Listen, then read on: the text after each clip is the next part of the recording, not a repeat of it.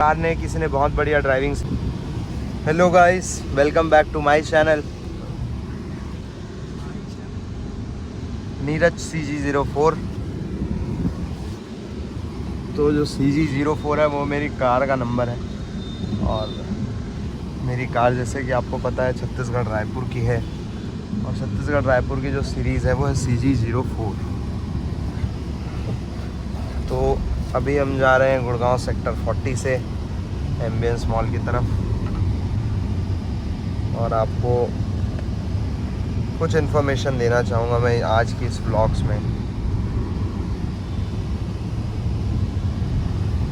तो हमारी मारुति सुजुकी जेन Estilo 2011 model जो कि चल चुकी है 99,000 किलोमीटर्स।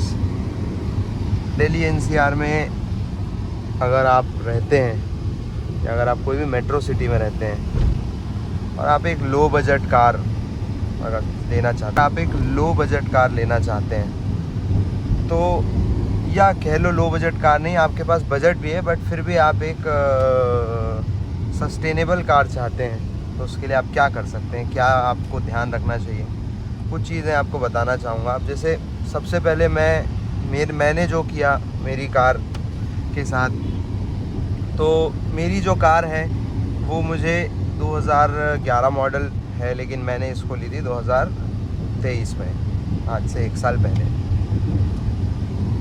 तो मैंने उससे पहले 2-3 साल तक गुड़गांव में बहुत गाड़ियाँ खोजी। तो हर किसी का एक ये कहना होता है, ये एक मिथ है एक्चुअली कि दिल्ली में तो गाड़ियाँ सस्ती मिलती है, गुड़गांव में तो गाड़ियाँ सस्ती मिलती हैं। हालांकि ऐसा है नहीं। सबसे पहली चीज़, अगर आप एक किसी बाहर स्टेट से, बाहर सिटी से गुड़गांव में रहने आए हैं तो ऑब्वियसली आपके पास उतने ज़्यादा कॉन्टैक्ट्स नहीं होंगे कि आप एक, जैसे अगर हमारे शहर की मैं बात करूं, अगर मैं अपने सिटी की बात करूं तो मेरे पास कॉन्टैक्ट्स हैं, वहाँ पे कोई कार गैरेज है, कोई कार डीलर है तो मैं उनको जानता हूँ, कहीं ना कहीं से रेफरेंस के थ्रू मैं एक कार वहाँ से परचेज़ कर सकता हूँ। तो ये कार एक ऐसी चीज़ है, आप किसी भी अननोन पर्सन से बहुत जल्दी परचेज़ करना नहीं चाहेंगे अनटिल अनलेस कार का ओनर ही डायरेक्टली आपको कार सेल कर रहा होगा। तो दिल्ली में बहुत मुश्किल था, एक्सीडेंट हो गया लग रहा है। तो दिल्ली में काफ़ी, ये खड़ी दोस्तों जेन स्टीलो, और यहाँ एक पॉइंट है जहाँ पे यूजुअली रात में एक्सीडेंट होता है और कह लो एक ब्लाइंड स्पॉट। और हाँ, एक्चुअली एक्सीडेंट हुआ है क्योंकि यहाँ पे देखिए पूरे स्टेन्स पड़े हुए हैं। ओहो, ये तो ड्राइविंग स्कूल की कार है, बेल्ट लगा है ना। तो ड्राइविंग स्कूल की कार ने किसी ने बहुत बढ़िया ड्राइविंग सीखी है आज। तो ये चेक कर लो दोस्तों ड्राइविंग स्कूल की हालत। और ट्रैफिक पुलिस वाले हैं। ओहो, हैरियर की तो बैंड बज गई भाई। मानना पड़ेगा मारुति वैगनआर ने हैरियर को पूरा हिला दिया, टाटा का टाटा कर दिया। ये क्या देख लिया हमने ये क्या देख लिया हमने वैगनआर ने। वैगनआर की हालत आपने देखी। और टाटा जिसकी बात होती है मजबूती में, इतनी बुरी हालत मतलब मैं समझना चाहूँगा या तो ये एक्सीडेंट क्रॉस हुआ है, T शेप में हुआ है, मतलब हो सकता है हैरियर रोड क्रॉस कर रही है और वैगनआर ने आके सीधे मारा हो। T शेप में लग नहीं रहा था क्योंकि पूरा छिला हुआ है। हाँ, ये बात भी सही है, लेकिन जो भी था बहुत बुरा था। तो बहुत बुरा एक्सीडेंट हमने देख लिया है आज, और वो मैं आपको बता रहा हूँ वो एक्चुअली में ब्लाइंड स्पॉट है। ब्लाइंड स्पॉट तो नहीं है, एक्सीडेंट एरिया है वो, मतलब वहाँ पे हमेशा एक्सीडेंट होते हैं, हमेशा, और छोटे मोटे कभी नहीं होते हैं वहाँ पे। हमेशा या तो कोई कार डिवाइडर में जाकर घुसेगी या कोई सियाज, एक बार सियाज घुस गई थी मारुति की, एक बार उसमें जो ई-रिक्शा होता है वो आके घुस गया था। तो बहुत ही पता नहीं कैसा एरिया वहाँ पे। मैं बहुत ध्यान से गाड़ी चलाता हूँ हमेशा। तो जैसा कि आपको पता है दोस्तों, मेरा आईफोन चोरी हो गया कुछ दिन पहले। तो अभी हमारे पास एक सब्स्टिट्यूट आईफोन है जिससे हम ये 0.5 में रिकॉर्डिंग कर रहे हैं। बहुत जल्दी एक एक्शन कैमरा लेने का प्लान है जिससे मैं रेगुलर व्लॉग्स बना पाऊँगा। तो दोस्तों मैं चाहता हूँ आप सभी को बताना कि कैसे आप दिल्ली NCR में एक कार मेंटेन कर सकते हैं, जो कि बहुत बड़ी बात होती है बहुत लोगों के लिए, मेरे लिए भी थी। तो जैसा कि मैंने आपको बताया कि हम उस बात पे थे कि कैसे एक, अगर आपके पास कांटेक्ट है तो आप एक जो है भरोसेमंद आदमी से कार परचेज सेकेंड हैंड कर सकते हैं। हाँ, कहीं ना कहीं आजकल 80% जो है नई कार में फाइनेंस होता है, बहुत कम ही लोग हैं जो पूरा फुल कैश पेमेंट करते हैं। तो जब आपको एक फाइनेंस लेना है तो आप एक डेप्रिसिएटिंग एसेट के लिए आप इंटरेस्ट पे करेंगे, तो वहाँ पे आपका डबल लॉस है। अब अगर मैं उस कार को चला भी नहीं रहा हूँ या वो मेरे पास काम भी नहीं आ रही है, तो उस केस में मैं वो कार मेरे लिए बहुत मतलब गलत डिसीजन हो सकता है। तो सेकेंड हैंड यूज्ड कार लेने का फ़ायदा मैं आपको बताता हूँ। मैं प्रेफर करता हूँ यूज्ड कार, क्योंकि मुझे पता है कैसे जो है सबसे कम बजट में एक कार मेंटेन करनी है। लोगों को एक डर होता है कि यूज्ड कार लेने से उसमें मेंटेनेंस बहुत होता है और उसमें काम आता है, उसका कुछ ख़राब होगा तो हम कहाँ जाएंगे। तो ऐसा नहीं होता है, इस चीज़ का कुछ ध्यान रखना होता है, कुछ बातों का आप ध्यान रखेंगे तो आपको यूज्ड कार में कहीं कोई प्रॉब्लम नहीं आएगी। तो मैं बताता हूँ क्या करना होता है। सबसे पहले जो मिथ है लोगों का कि दिल्ली गुड़गांव में यूज्ड कार सस्ती मिलती है, ऐसा नहीं है।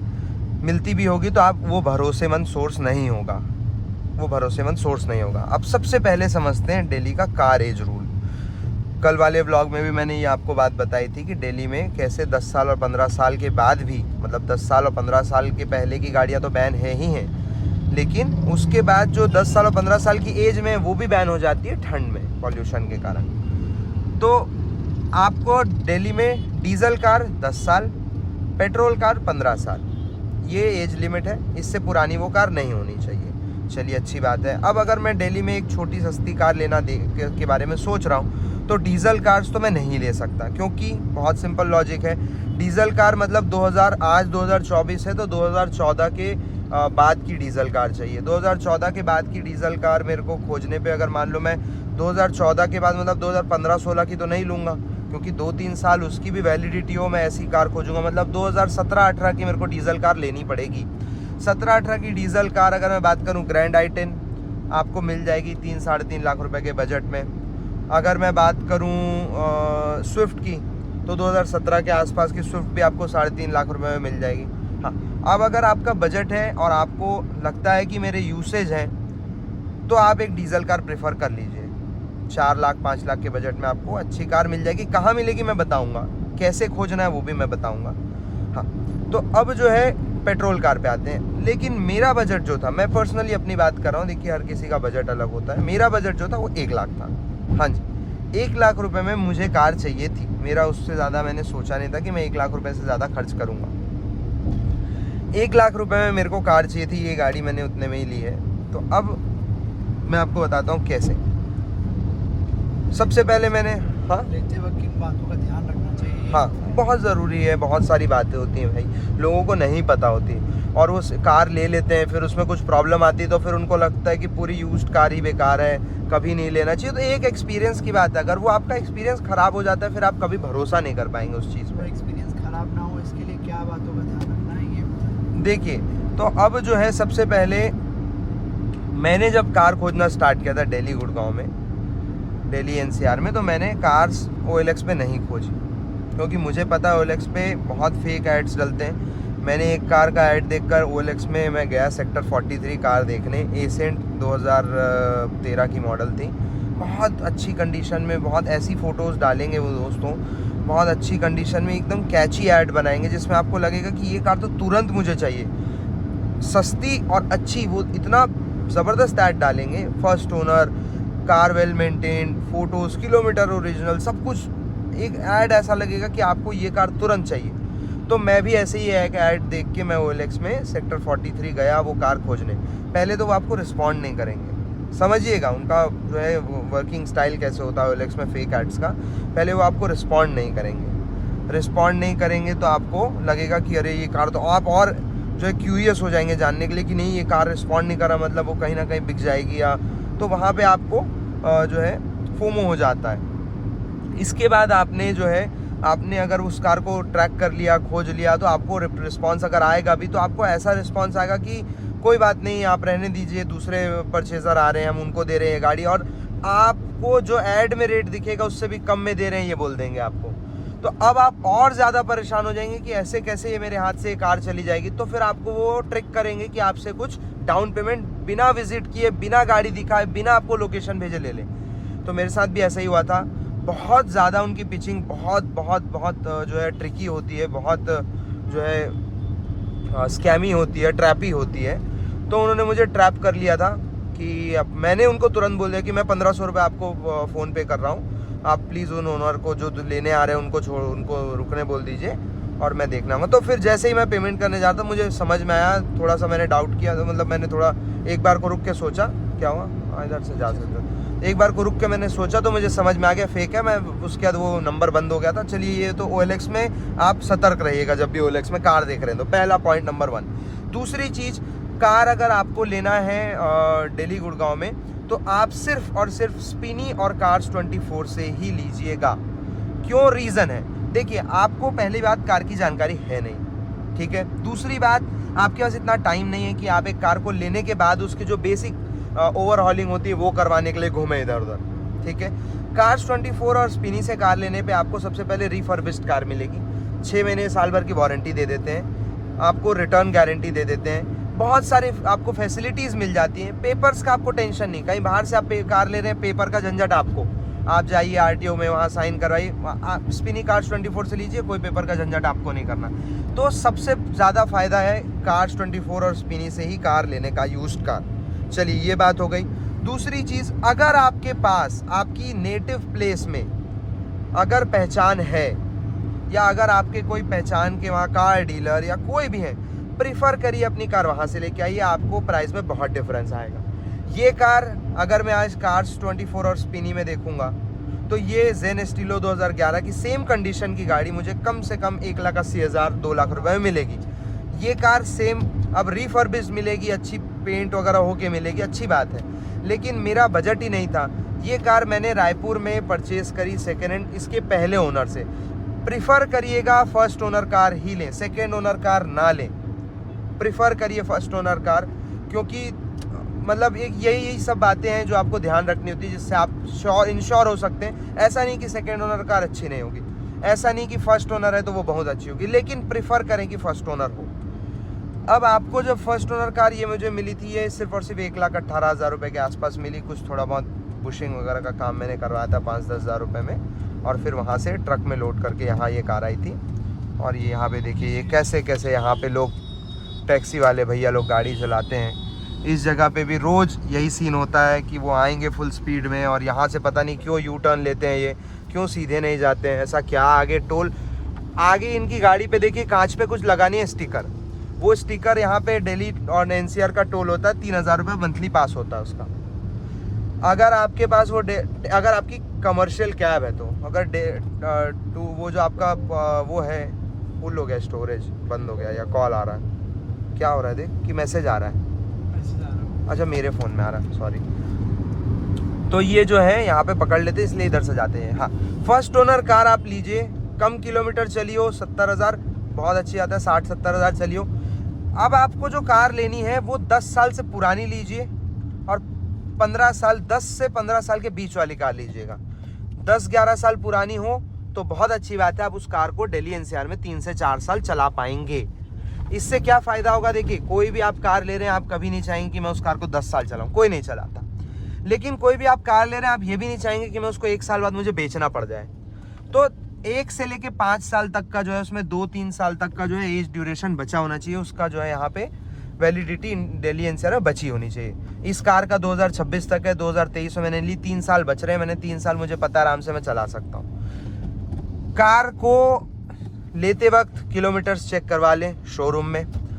कार को लेते वक्त, लेने के बाद अगर आप Cars24 स्पिनी से ले रहे हैं, आपको कोई टेंशन नहीं लेना है। लेकिन अगर आप एक यूज्ड कार डीलर से, अपने पहचान वाले से ही लीजिएगा, बता रहा हूँ मैं।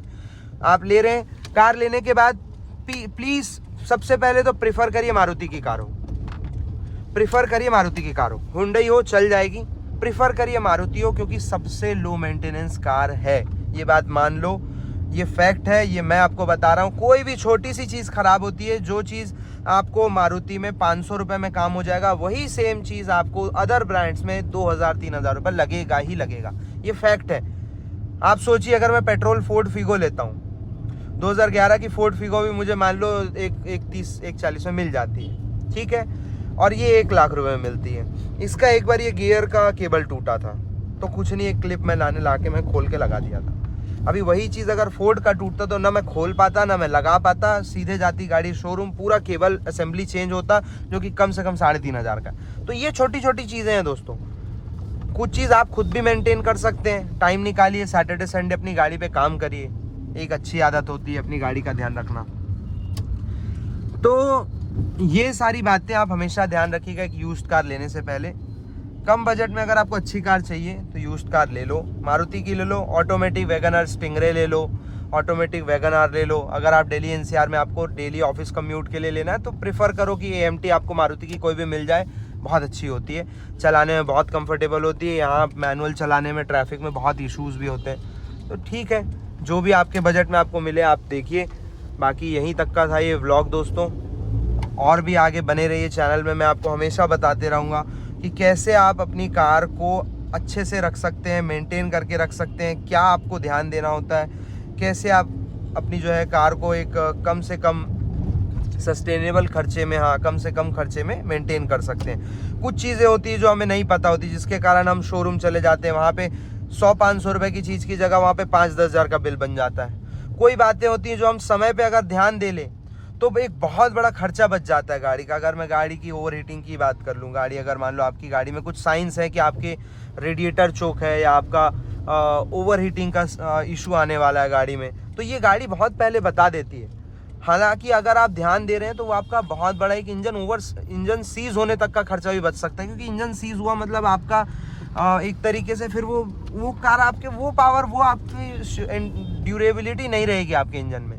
तो बहुत ध्यान रखना होता है, बहुत ध्यान रखना होता है। चलिए दोस्तों, मिलते हैं। क्लच वगैरह का भी ध्यान रखना होता है। बाकी मैं आपको अगले वीडियो में कल फिर से आपसे मिलता हूँ। Alright, thank you so much दोस्तों।